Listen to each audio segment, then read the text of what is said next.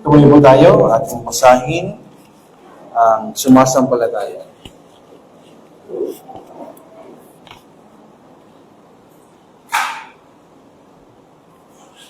Sumasampalataya ako sa Diyos Amang makapangyarihan sa lahat na lumalang ng langit at lupa at kay Kristong bugtong na anak niya at ating Panginoon na sa iwaga ng Espiritu Santo ay pinanganak ni Bereng Maria, nagdusa sa hatol ni Poncio Pilato, pinako sa krus, namatay, dinibing, bumaba sa dako ng mga patay, sa ikatlong araw ay nabuhay na muli, umakyat sa langit at nakluklok sa kanan ng Diyos Ama, makapangyarihan sa lahat.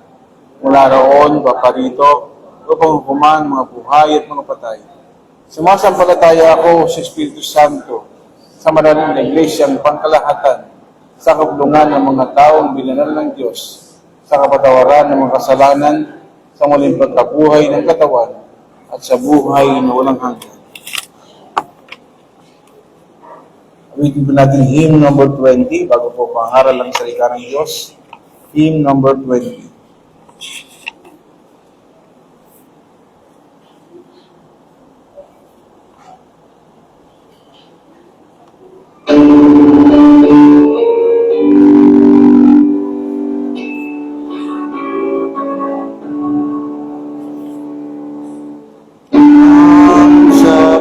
Sabi, O Panginoon, sa iyong sasabihin, puso'y tuon.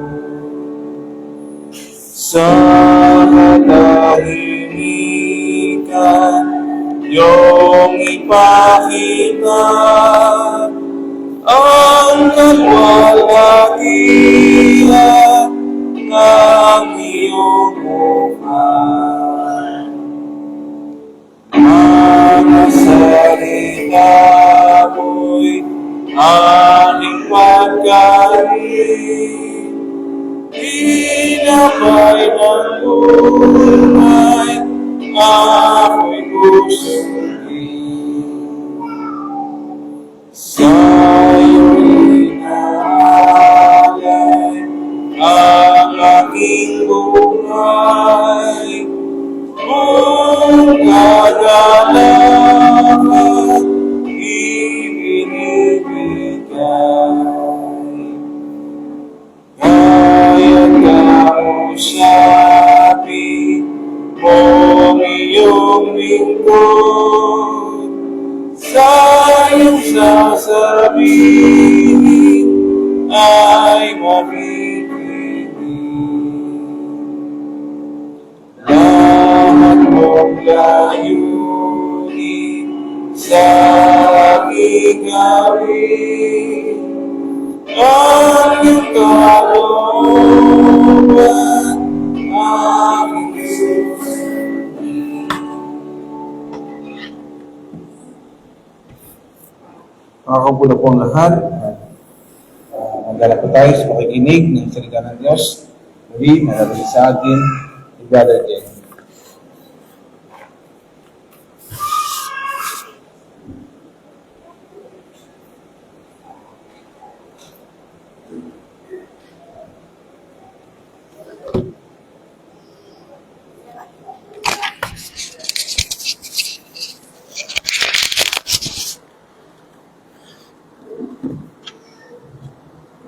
Magandang hapon po sa lahat. Atin pong buksan ang ating banal na kasulatan sa Gawa 12, verso 20 hanggang 25. Ulit, Gawa 12, verso 20 to 25. Habang inyong binubuksan ang ating teksto ngayon, kapag tayo ay nanonood ng pelikula, lalo na ang mga superhero movies, katulad na ang laging nangyayari ay napipigilan yung mga tinatawag nating big bad guy, yung mga villain. Ito ay dahil sa kakayahan at determinasyon ng hero o nung bida. He is justice himself. He is also holy at ninanais niya na mapigilan ang kasamaan. Ang pamagat ng aking sermon ay ang pagmamataas ay nauuna sa kapahamakan. Pride goes before the fall. Ang pagmamataas ay matagal ng katangian ng masasamang tao at ito ang laging nagdadala sa kanila sa kanilang pagbaksak. Basahin na natin ngayon ang teksto, Gawa 12, verso 20 to 25. Aking babasahin ito sa FSV version. Pakinggan na ngayon ang salita ng buhay na Diyos. Matagal nang umaapaw ang galit noon ni Herodes sa mga taga-Tiro at taga-Sidon. Nagkaisa ang mga tao na pumunta sa kanya upang makipagsundo, sapagkat umaasa ang kanilang bayan sa lupain ng hari para sa kanilang ikabubuhay. Hinikayat nila si Blasto na katiwala ng hari upang tulungan sila. Sumapit ang takdang araw at isinuot ni Herodes ang damit hari at naupo sa trono. At sa kanila ay nagtalumpati. Sumigaw ang taong bayan, ito'y tinig ng Diyos at hindi ng tao. Noon din agad siyang sinaktan ng isang anghel ng Panginoon sapagkat hindi niya ibinigay ang kaluwalhatian sa Diyos. Kinain siya ng mga uod at namatay. Samantala, ang salita ng Diyos ay patuloy na lumaganap at marami pa ang nahikayat. Matapos magampanan ang kanilang tungkulin sa Jerusalem, nagbalik sina Bernabe at Saulo na kasama si Juan at tinatawag ding Marcos. Tulad ng ulan sa lupa, ang salita ng Diyos ay hindi lumalabas at bumabalik sa Kanya ng walang saysay. Ngunit ito'y tinutupad ang lahat ng Kanyang layon. Tayo muna ay magdasal. Mapagmahal naming Ama, salamat sa buong araw na pagdiriwang ng iyong araw. Father, we pray, Lord, na baguhin mo ang aming puso, palambutin mo ito upang aming ma-receive si Kristo sa teksto na ito, Panginoon. Pinagdarasal namin, Panginoon, na hindi kami maging mapagmataas, ngunit makita namin, Panginoon, na Ikaw ay hari, na Ikaw ang aming Diyos at kailangan namin makinig sa iyo, Panginoon. At pinagdarasal rin namin, Lord, na ito ay mag-benefit sa amin, hindi lang upang kami ay maging holy, pero upang kami ay mahalin din ang aming mga kapatid sa aming lokal ng iglesia.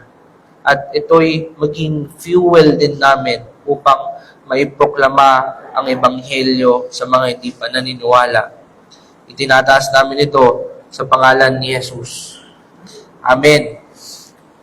Ang teksto natin ngayon ay nakapaloob sa Aklat ng Gawa. So ito po ay isang narrative. Ito po ay nagkukwento sa nangyari nung umakyat ang Panginoong Jesus sa langit. Dahil nakita ng mga disipulo ang mga signs at miracles ng ating Panginoon na nagpapatunay na siya talaga ay ang Diyos. Ngayon naman ay iniutos ng Panginoong Jesus na sila ay magiging mga saksi sa Jerusalem, Judea, Samaria, at hanggang sa dulo siya ay kasama nila at tutulungan sila ng Espiritu Santo sa pangangaral ng Ebanghelyo sa mga tao. At nakita natin kung paano sila tinulungan ng Espiritu Santo dahil ang tao. Pero sila ay nagkaroon ng lakas at prinoklaman nila ang Ebanghelyo sa mundo na ayaw kay Kristo. At dahil dito, patuloy nagdaragdag ang Diyos sa bilang ng Iglesia.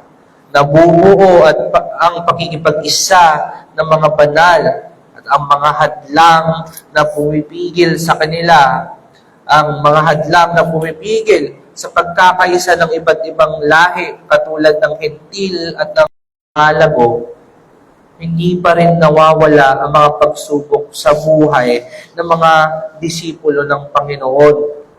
Hinarap nila ang iba't ibang hamon at pag-uusig na hindi lamang nagbabanta sa pagsulong ng kaharian ng Panginoon, kundi ang unang iglesia bago siya maligtas. Hinahabol niya ang mga Kristiyano upang sila ay maipapatay sa Jerusalem. Ngunit purihin ang Panginoon dahil sa kanyang pagbabago kay Pablo at ginawa pa siyang apostol. At sa ating kabanata ngayon, narito si Herodes. Ang Herodes na to ay iba sa nagpatay or nagtangkang patayin na ang sanggol na si Kristo. Iba rin ang Herodes na nagpugot ng ulo kay Juan Bautista at nagpasa ilalim kay Jesus sa paglilitis. Iyon ay si Herod o Herodes Antipas. Pero ang Herodes na ito ay ang kanyang pamangkin na si Herodes Agrippa.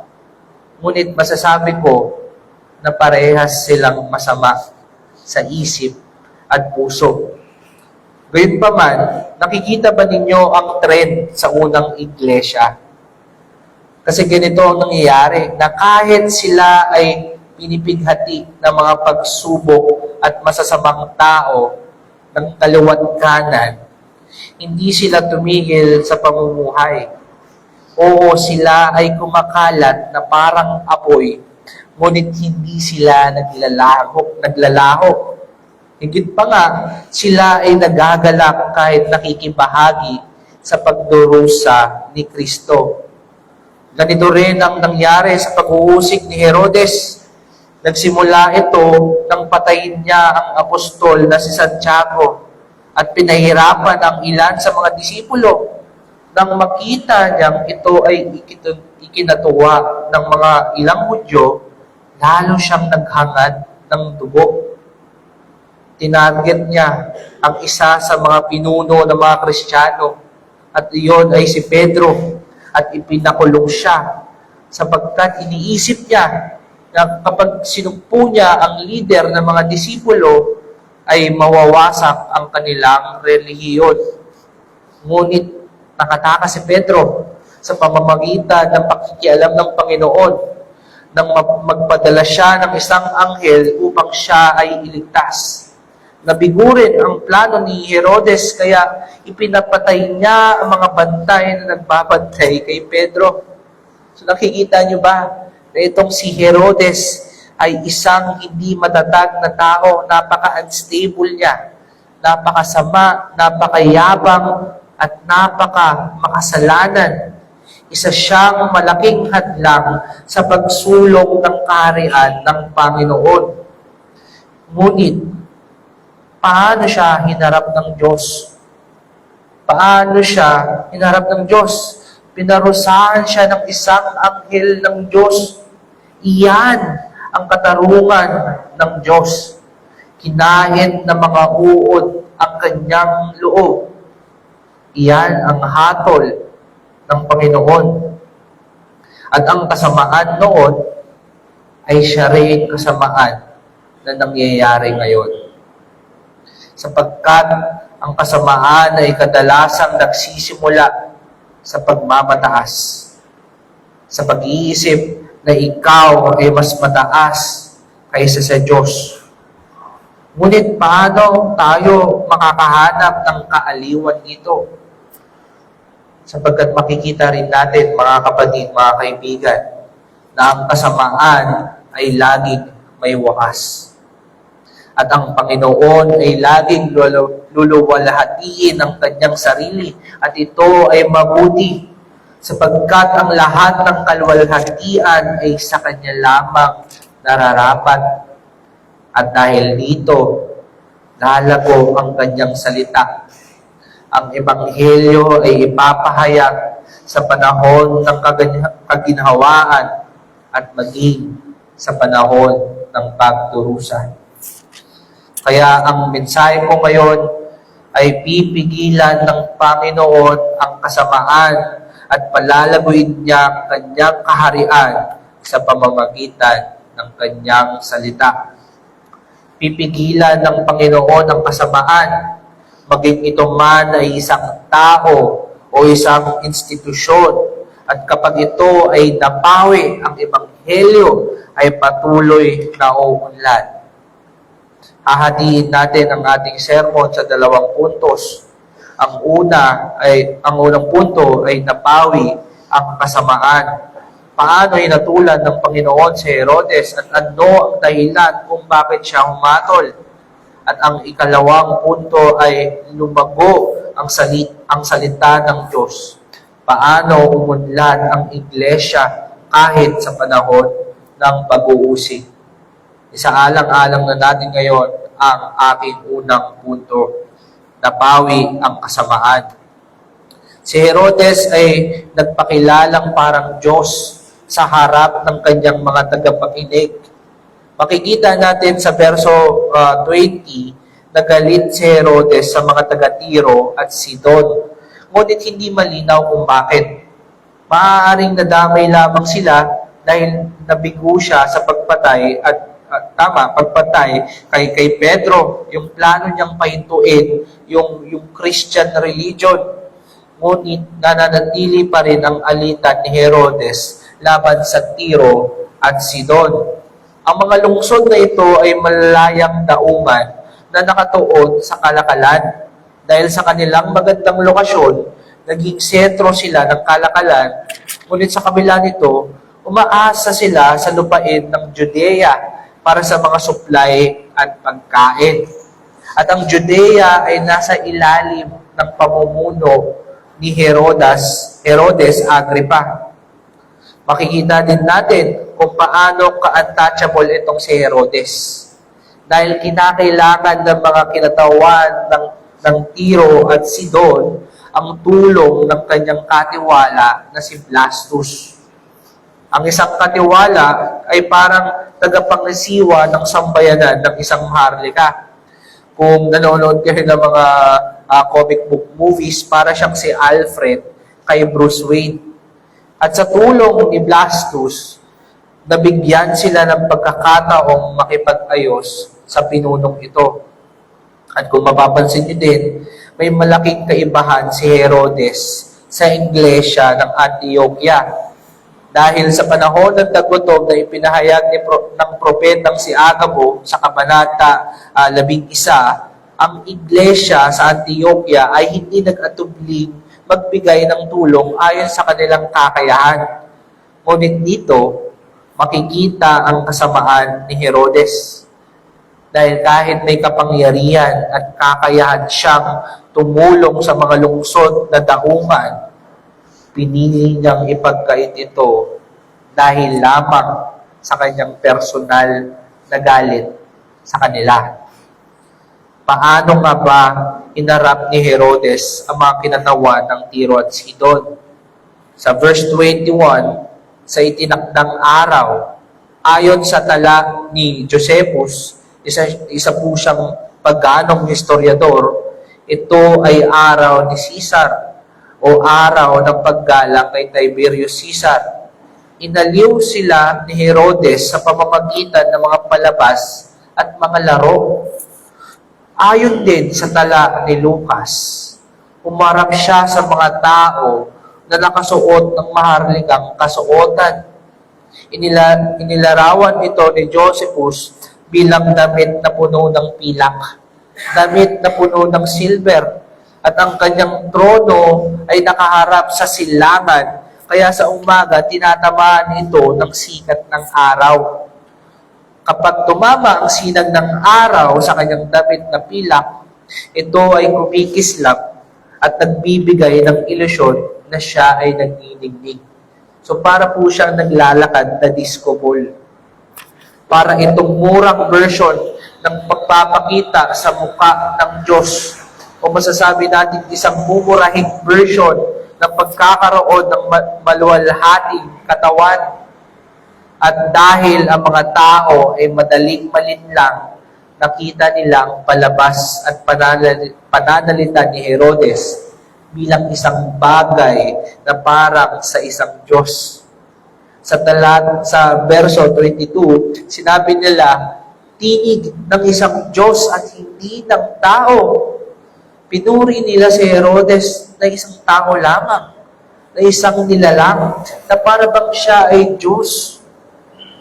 Kay laking kalapastangan nito, mga kapatid, mga kaibigan. Ano yung naging tugon ni Herodes? Ayon sa account na sinulat ni Josephus, hindi niya ito sinang-ayunan. Ngunit hindi rin niya ito inaway, hindi niya sinaway ang mga tao. Kaya tinanggap niya ang kaluwalhatiang hindi naman sa kanya. Ang isang tunay na alagad, ang isang tunay na disipulo ng Diyos ay hindi papayag sa ganitong uri ng papuri. Halimbawa nito ay si Pedro. Nung siya ay pumunta sa bahay ni Cornelius at lumuhod si Cornelius sa kanya, iniangat ulit siya ni Pedro at sinabi na siya ay tao lamang. Gayon din po ang ginawa ni Pablo at ni Bernabe nung sila ay sinabi na siya ay si Sus at si Paul naman ay si Hermes. Pero sinabi ni Pablo na sila ay tao lamang. Ano ngayon ang nangyari pagkatapos nito? Biglang sinaktan si Herodes ng isang anghel ng Panginoon. Siya ay kinain ng mga uod at namatay. Napaka-ironic na si Herodes na nagpapakita ng maringal na anyo ng pagiging hari, tulad ng kanyang pagmamataas, ay namatay sa kabulukan. Ayon kay Josephus, matapos siyang tawaging Diyos ng mga tao, bigla siyang nakaramdam ng matinding sakit sa tiyan at dinala sa kanyang tahanan. Makalipas ang 5 araw, siya ay namatay. Pinapaniwala ang maaaring sanhi ito ng appendicitis o pagkalason, ngunit marami rin ang naniniwala upang tumugma ito sa tala ni Lucas na siya ay namatay dahil sa parasitong nasa kanyang tiyan. Kahit pagandahin o gawing komplikado ang paliwanag ng kanyang kamatayan, hindi natin maitatanggi na ito ay hatol ng Panginoon. Laban sa isang masamang pinuno. At oo, hinahatulan pa rin ng Panginoon ang mga tao ayon sa kanilang mga gawa hanggang ngayon.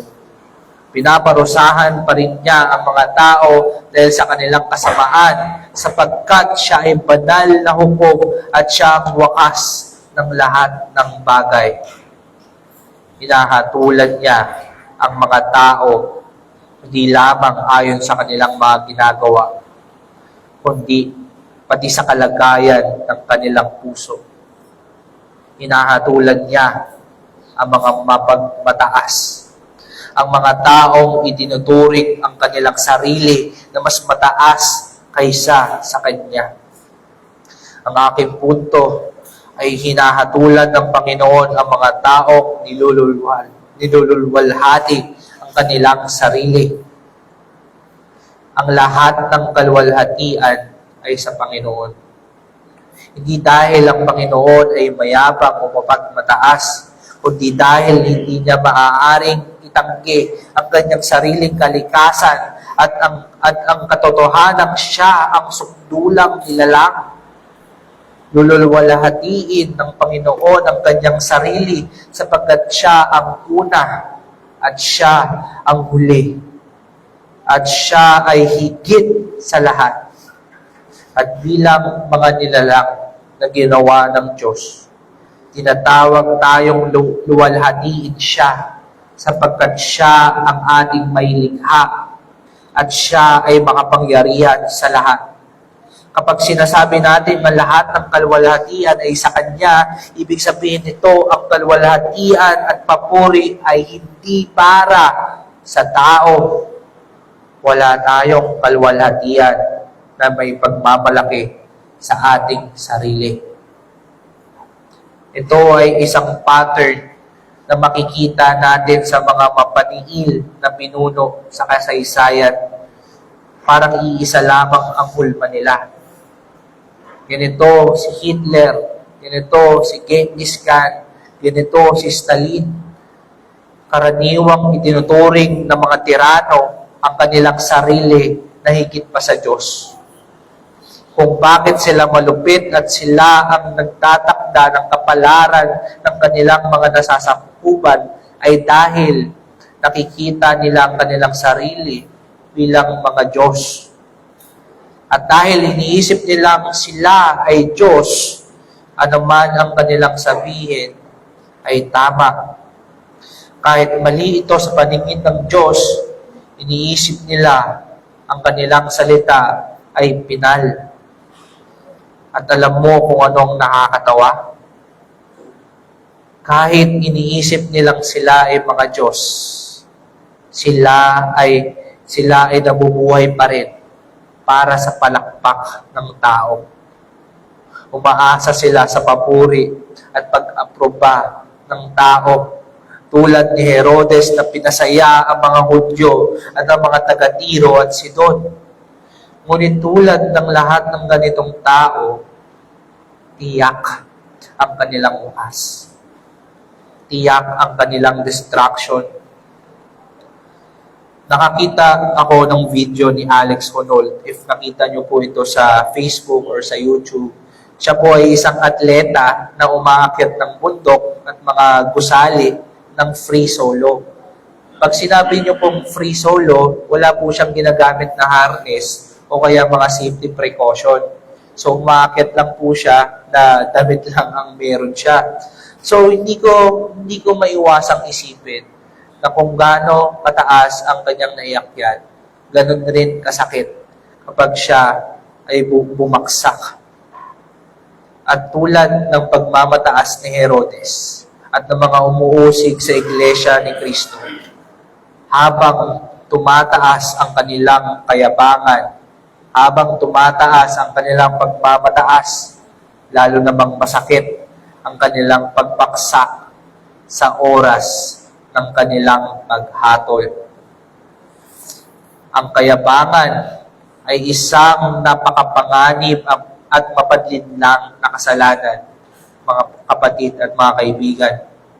Ito ay ang pagtingin sa sarili na mas mataas ka kaysa sa tunay mong kalagayan, na mas mataas ka kaysa sa iba, at mas mataas ka sa Diyos. At ang isang taong mapagmataas ay may tendensiyang maging independent sa Diyos, na maging hiwalay sa Panginoon. Ito ay mapadlinlang dahil palagi mong iniisip na ikaw ay tama, na ikaw ay mas magaling, kaya't nabubulag ka sa kabulukan na nasa loob mo. Ang isang mapagmataas na tao ay lagi naghahangad ng atensyon at pag-aproba ng iba. Hindi siya makapakali kapag walang pumupuri. Nabubuhay siya sa papuri.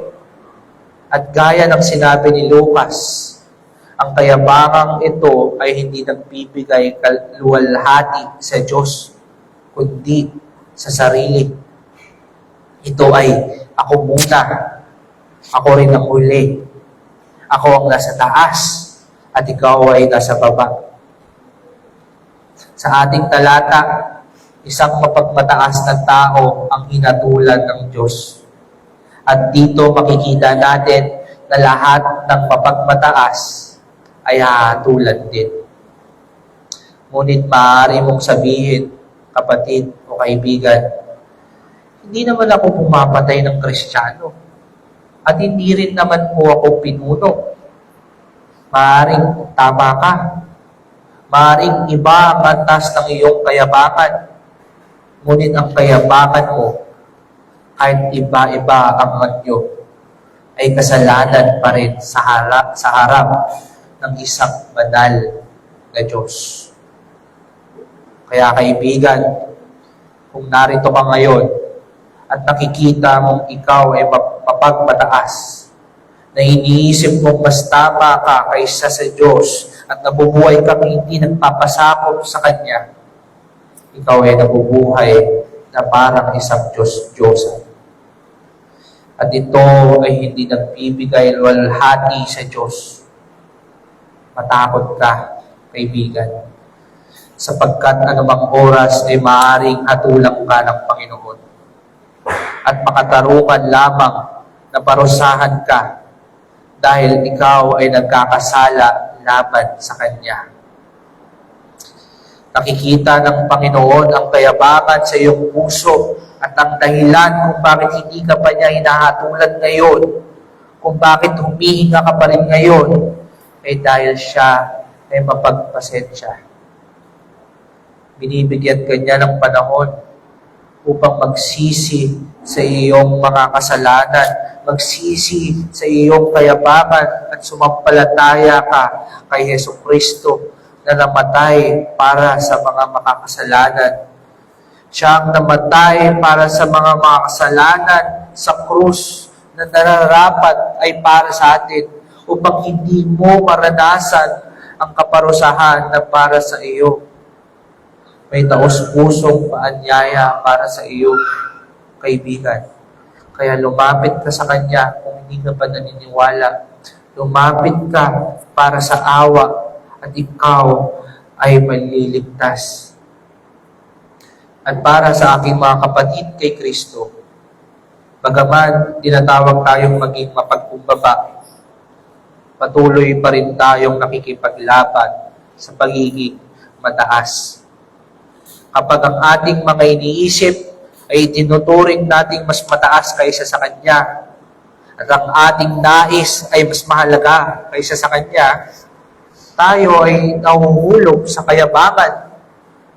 Kapag sa lahat ng ating ginagawa, pati sa mga bagay na ginagawa natin para sa iglesia, para sa ating church, para sa bayan ng Diyos, kung ginagawa natin ito para lamang mapansin at purihin ng tao, tayo ay nahuhulog sa kasalanan ng kayabangan.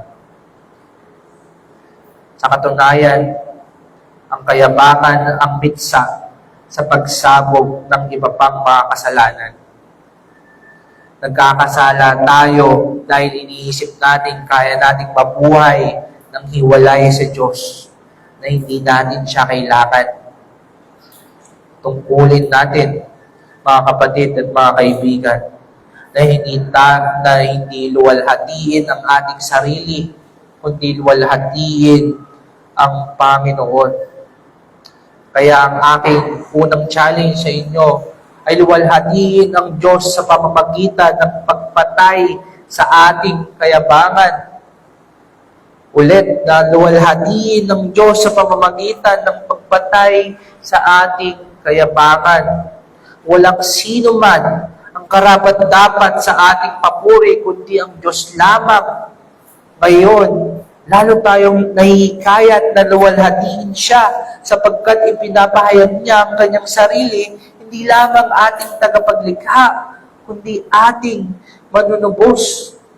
Hindi natin kayang tubusin ang ating sarili. Kaya siya ang nagpasimula nito. At kung papabayaan tayo sa ating sarili, magdudulot lamang ito ng kabuluhan at kapahamakan. Kaya't sa kanya lamang ang kaluwalhatian. At pinapatay natin ang kayabangang ito sa pamamagitan ng pagpuri sa Kanya. Sa pagkilala na siya ay higit sa lahat at sa paglapit sa Kanya na may pagpapakumbaba, naghahanap ng kanlungan at ng tulong. Ngunit ang problema ng kasalanan ay ang kayabangan ay laging nakaabang sa ating mga puso. Lagi natin itong makikita sa ating mga puso. Baka kayo ay nagsasabi na, bakit hindi ako pinupuri ng aking wife sa mga ginagawa ko sa aking pamilya? Bakit hindi ako pinupuri ng aking husband sa mga ginagawa ko sa bahay? Bakit hindi nila binabanggit ang mga ginagawa ko sa trabaho para sa mga taong ito, para sa aking iglesia? Kadalasan, gumagawa tayo ng mga desisyon na nakakasama sa ating kaluluwa. Ngunit sinasabi natin, Panginoon, sa tingin ko, ito ay mas mabuti kaysa sa gusto mo. Mga kapatid, hindi ka Diyos. Hindi ka Diyos. At hindi kayo magiging Diyos. Kayo ay mga nilalang na nagkakasala laban sa iisang tunay na Diyos. At karapat-dapat kayong hatulan. Ngunit narito ang kamangha-manghang katotohanan. May isa na hinatulan kapalit natin. May isa na pinarusahan para sa atin. Ang pinakamapagkumbabang tao na ayon sa Filipos 2, versos 6 to 8, bagamat siya ay Diyos, hindi niya itinuring na isang bagay na dapat panghawakan ang pagiging kapantay ng Diyos, kundi nagpakumbaba siya sa pag-aanyong alipin at sa kanyang pagkakatawang tao. Ang pinakamapagkumbabang tao, si Jesucristo, ay sumunod hanggang kamatayan sa krus para sa atin. Ito ang pag-asa para sa mga mapagmataas. Isang pag-asa na ginagawang posible ang pagpapakumbaba at higit pa rito, isang biyayang ipinagkakaloob. Sinabi po ni John Stott, ang kayabangan ang iyong pinakamalaking kaaway at ang pagpapakumbaba ang iyong pinakamatalik na kaibigan. Totoo po ito, sapagkat ang kayabangan na naghihiwalay sa atin sa Diyos. Ngunit kapag tayo ay nagpapakumbaba, tayo ay napapalapit sa ating dakilang kaibigan na si Jesus, na siyang totoong nagpakumbaba. Nakikita mo ba ang iyong sarili na mas mabuti kaysa sa iba? Itinuturing mo ba ang iyong sarili na mas mataas pa kaysa sa Diyos? Patayin ninyo ang inyong kayabangan, mga kapatid at mga kaibigan, sapagkat ang pagbaksak ng taong mapagmataas ay laging humahantong sa kapahamakan. Ngunit tayo ay pinagkalooban ng buhay dahil ang Diyos tao ay nagpakumbaba upang iligtas tayo mula sa kayabangan at upang luwalhatiin natin ang Diyos.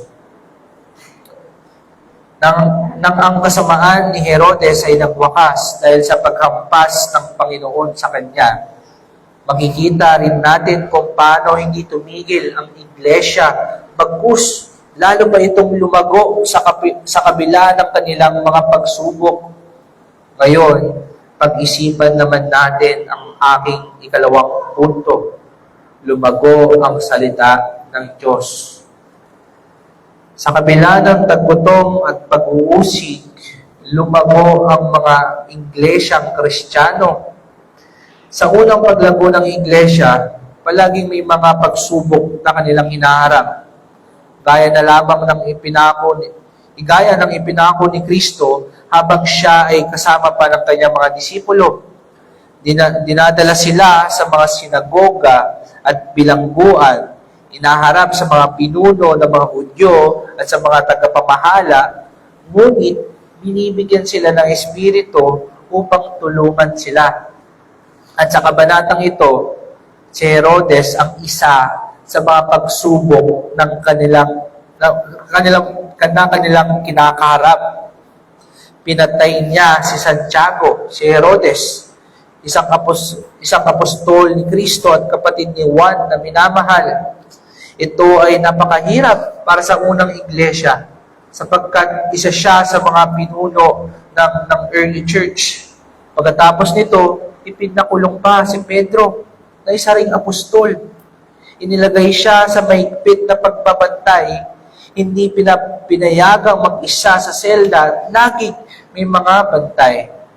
At sa unang verso, panahihiwatig na sinaktan din niya ang ilan sa mga disipulo dahil sa kanyang karahasan.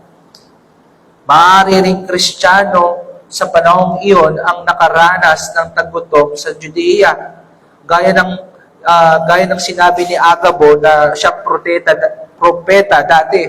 Kaya hindi lamang isang banta ang kanilang kinakaharap, kundi dalawa. Yung taggutom at yung persecution ni Herodes. Kaya makikita natin na habang lumalago ang iglesia at nagsusumikap sa pagpapalaganap ng kaharian ng Diyos, hindi rin natutulog ang kaaway upang hadlangan ito. Laging may pag-uusig laban sa mga Kristiyano at may mga kalamidad ding nakakaapekto sa kanila. Ngunit kahit sa kalooban ng Diyos na pahintulutan ng mga pagsubok na ito, ang Diyos rin ang kumikilos upang pigilan ang kasamaan para sa pangangalaga at paglago ng iglesia. Hangarin ng Diyos na lumago ang kanyang iglesia, kaya niya iniutos at dakilang utos ang Great Commission at nangakong sasamahan niya sila hanggang sa katapusan ng panahon.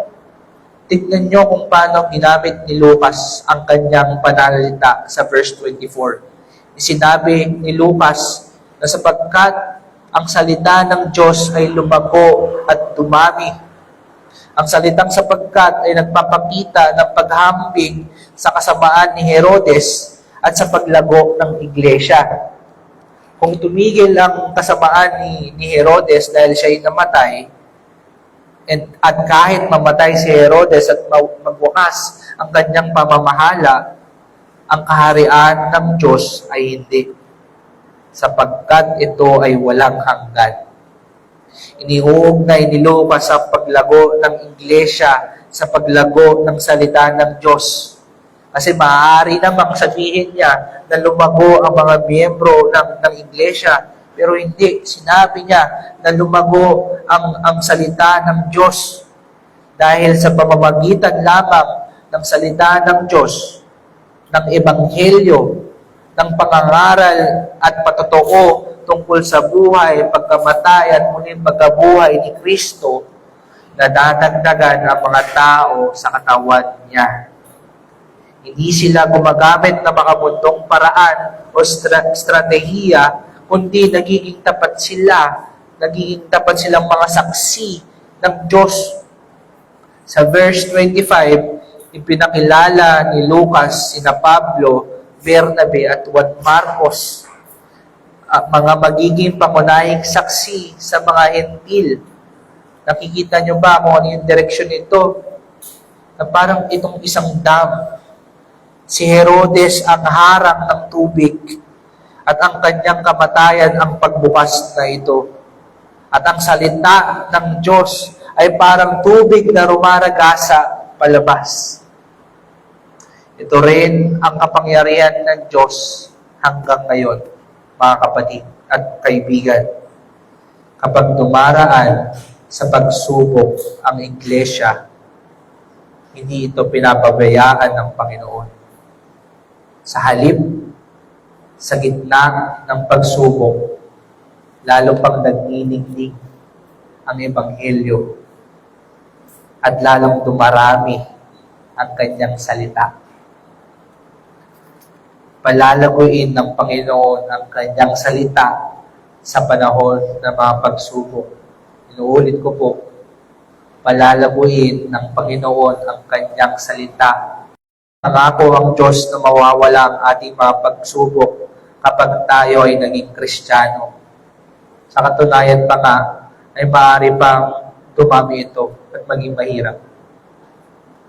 Hindi na 1 Corinto chapter 1 verse 8 to 10, dumaraan tayo sa pagsubok upang hindi tayo umasa sa sarili, kundi sa Diyos na bumubuhay ng mga patay.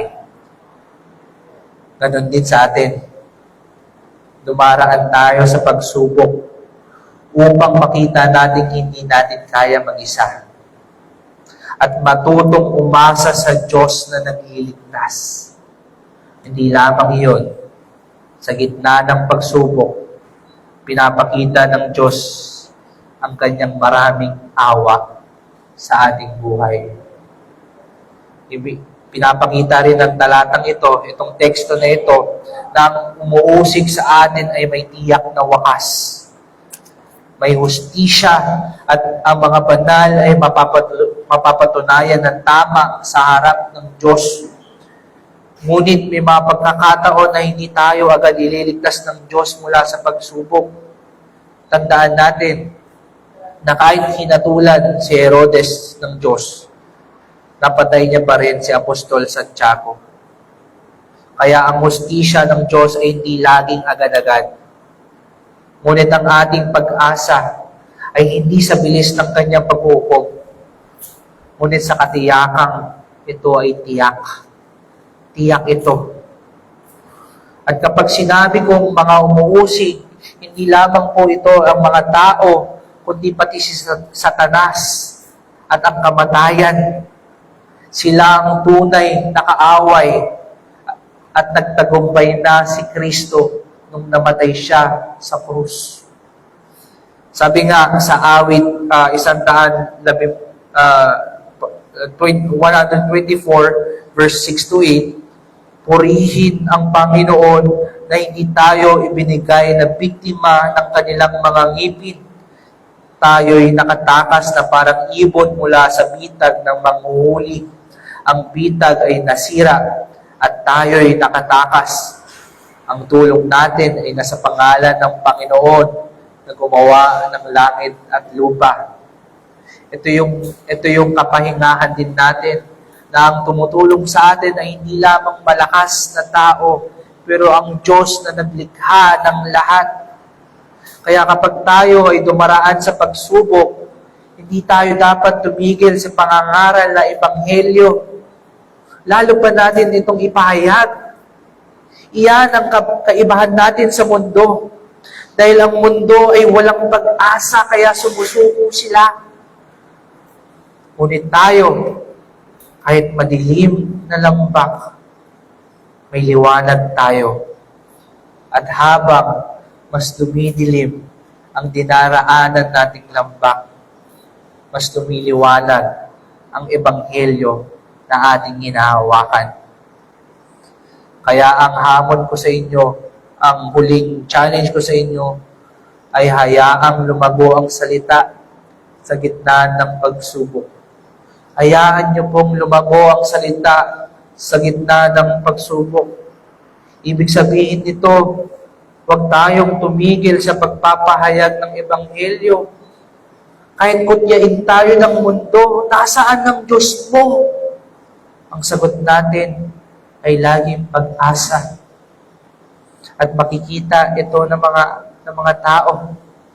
Ito ay magiging obvious sa kanila. At hindi lamang sa iba, ipangaral mo rin ang ebanghelyo sa iyong sarili. Kapag lumalago ang salita ng Diyos sa puso natin, lumalago rin ang ating debosyon, ang ating pag-ibig, ang ating katiyakan at pag-asa. So gamitin po natin ang ating pagsubok bilang megaphone. Sa karamdaman, kung kayo ay nakakaranas ng karamdaman at sakit, Ipahayag mo si Kristo bilang iyong dakilang manggagamot. Dahil sa Kanya, naranasan natin ang kagalingan sa napakalala nating sakit at iyon ay kasalanan. Sa inyong pagkawala,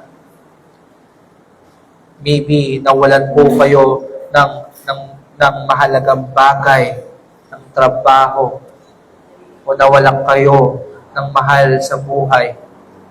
Ipahayag nyo si Kristo bilang iyong pinakamalaking pakinabang.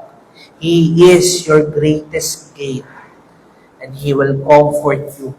Siya'y magbibigay aliw sa inyo dahil nasa Kanya ay walang hanggang kaaliwan at walang hanggang kasiyahan. Kung kayo po ay nakikipaglaban sa kasalanan, ipahayag nyo si Kristo na nagdala ng kaparusahan para sa iyo, na siyang namatay sa krus at hindi ikaw. Kapag inuusig ang iglesia, kapag nahihirapan ang inyong iglesia, ipahayag si Kristo na siya magtatanggol at mag-iingat dito. Ngunit ang problema ng kasalanan ay madalas tayong sumuko sa pagsubok. Nawawala ang pag-asa dahil nakakalimutan natin ito. Madalas, dinadala natin ang pagsubok ng mag-isa at tayo ay tumatahimik. Kung ikaw ay dumaraan sa pagsubok, tumingin ka sa krus. Dahil sa krus, ito ang pinakamalakas na pahayag ng pag-asa. Dahil dito, natin makikita ang ating kaligtasan. Si Kristo, habang siya ay nabubuhay, ay nangaral ng salita ng Diyos. At ang pinakasukdulan nito ay ang kanyang kamatayan sa krus. At dahil dito, kahit totoo ang ating mga pagsubok, kahit tayo napapalibutan at nakikita natin, nararanasan natin ang iba't ibang pagsubok sa tulong ng Espiritu Santo, hindi na tayo tumitigil sa pangangaral ng Ebanghelyo sapagkat pinapakita niya na mas totoo si Kristo, na mas totoo ang pag-asa na meron tayo kay Kristo at makasama natin siya. Noong 1415, si Jan Hus ay hinatulang herehe na isa siyang heretic at sinunog sa tulos. Ngunit bago siya mamatay, sinabi niya, Panginoong Jesus, para sa iyo ko matyagang tinitiis ang kamatayang ito. Maawa ka sa aking mga kaaway. Siya po ay namatay habang kumakanta ng himno, si Jan Hus. At pagkatapos nito, marami ang tumindig laban sa maling kapangyarihan ng Roman Catholic Church at naniwala na si Kristo lamang ang ulo ng iglesia. At sa gayon, lumago ang salita ng Diyos. Tumaraan ka ba sa pagsubok ngayon, mga kapatid? Nakikita mo ba ang iyong pag-asa sa Ebanghelyo? Nakikita mo ba na ang tanging pag-asa mo lamang ay ang pagproklama ng iyong liwanag sa Ebanghelyo? Mga kapatid at kaibigan, sa madilim na panahong ito, ipahayag ninyo si Kristo. Hayaang lumago ang salita sapagkat narito ang tanging pag-asa nating lahat. Ang Panginoon ang banal na hukom ng lahat at sa kanyang katarungan ang kasamaan ay tiyak na mapipigil. Ngunit ang pangangaral ng Ebanghelyo ay hindi titigil. Ito ay patuloy na lalago. Tayo po ay magdasal. Ama naming nasa langit, Ama naming siyang nagbibigay ng aming lakas at kaligtasan. Pinapasalamatan ka namin sa pagpapakumbaba ng aming Panginoon na Jesus. Dahil siya'y naging tao at siya'y namatay para sa aming kaligtasan, para sa aming kapatawaran. Panginoon, ingatan mo kami na hindi kami mag-fall sa kasalanan ng pagiging mataas. Pero makita namin, Panginoon, ang example na ipinakita ni Jesus. At Panginoon, pinagdarasal rin namin na sa likod ng mga pagsubok, na kung marami kaming pinagdadaanan ng mga trials, Panginoon, ay maproklama namin ang iyong salita. Hindi lamang sa mga tao, pero pati na rin sa aming mga puso. Tulungan mo po kami na makita ang liwanag ng iyong gospel sa dilim ng panahon na aming pinagdaraanan.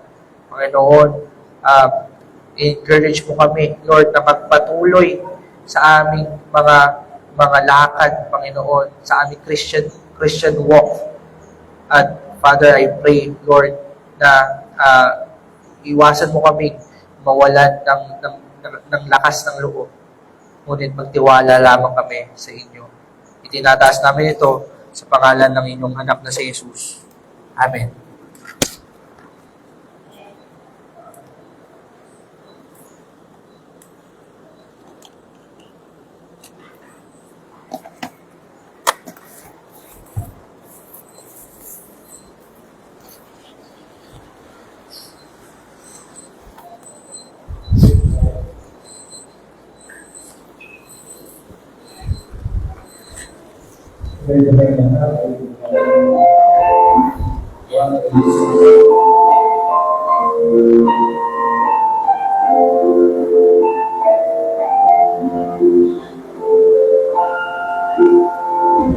Jesus na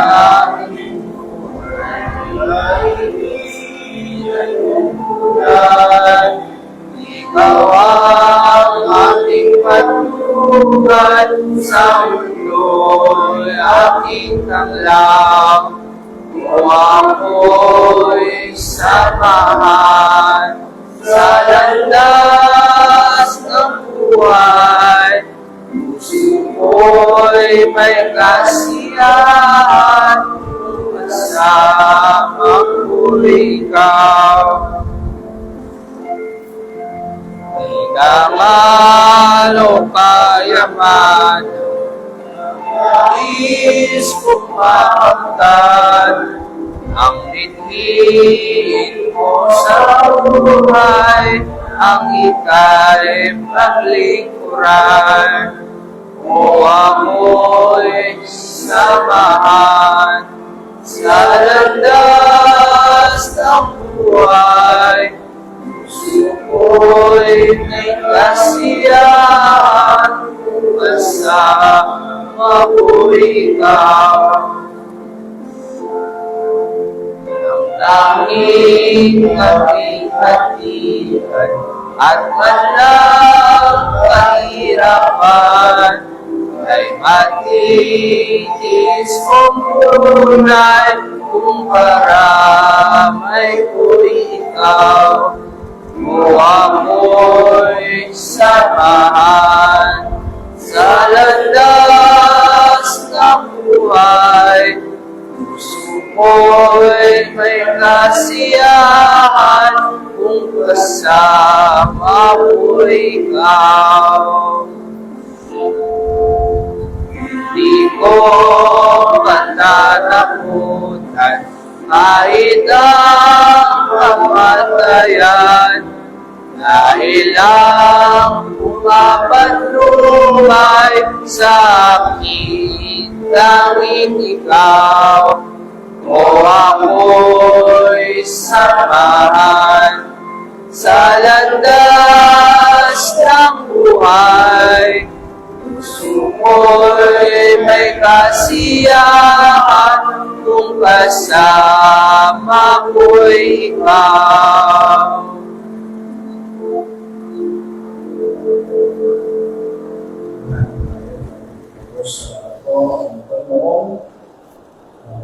Hinang sa amin,